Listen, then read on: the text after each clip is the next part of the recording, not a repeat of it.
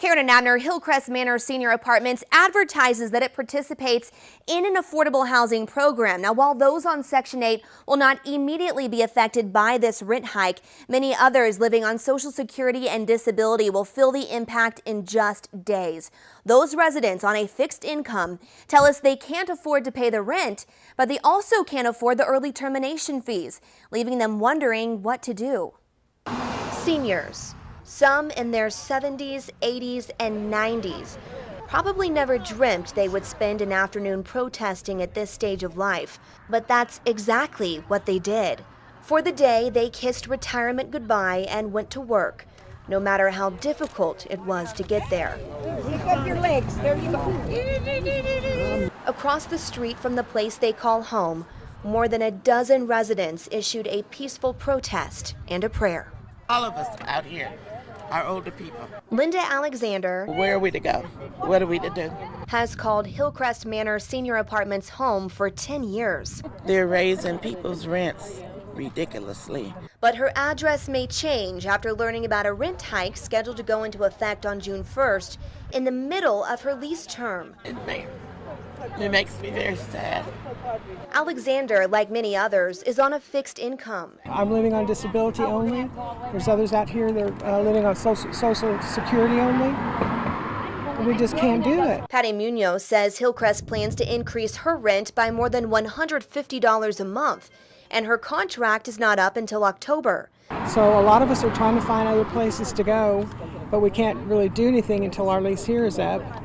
The apartment gave residents a 30-day notice of the rent increase, but it requires a 60-day notice if residents plan to move out. If we move out before our lease is up, we have to pay a relenting fee, and it's 85% of our rent. Which means many of these residents can't afford to stay, but they also can't afford to leave. I don't know what the answer is. I just don't know what the answer is. The KCBD Investigates team went through the lease agreement for one tenant, and it states, no rent increases or lease changes are allowed before the initial lease term ends, except for those allowed by special provisions by a written addendum or amendment signed by you and us. David Putman's father and in-laws live here at Hillcrest. Putman says he was there when his dad signed the lease and was shocked when his father called him about this notice. It states that Hillcrest participates in the low-income housing tax credit program, and his apartment is subject to the maximum allowable rent limits governed by the U.S. Department of Housing and Urban Development. Rents are based on the area median gross income, and due to this review, rent would be increased. From $635 to $782, and that increase is going to happen before the expiration of the lease term. My dad did actually sign the addendum. Now, when I went to sign the paperwork with him and take care of everything, that addendum was not presented to us at that time. Apparently, that addendum was given to my father later. I just wish the property had allowed us to be involved with that so that we could have our attorneys review that as we did with the lease. Putman also says some residents who renewed a lease before this notification also received this letter stating the new rental rate would be guaranteed for the entire lease term. So my question here is, which one of the documents overrides the other? Is it the letter or is it the addendum? I mean, there's just so many documents. It's a little hard to follow.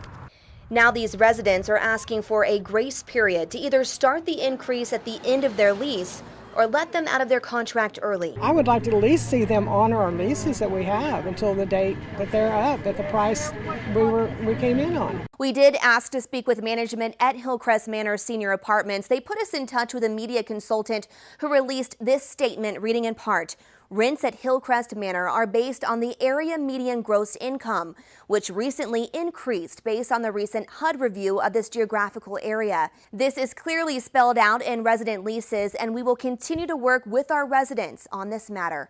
Now, to see the full statement, visit our website or our KCBD mobile app. Karen and Abner.